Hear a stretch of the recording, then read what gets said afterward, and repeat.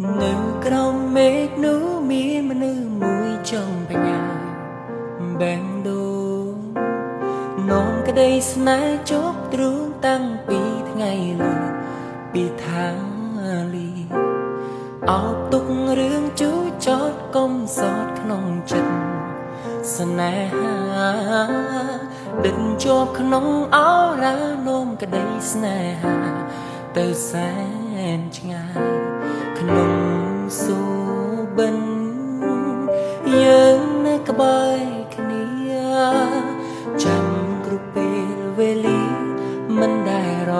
សាយក្នុងយល់សពសែនឈឺចាប់ពេលក្រៃទុនទាំងចាំថ្ងៃវិលវ័យជួបគ្នាម្ដង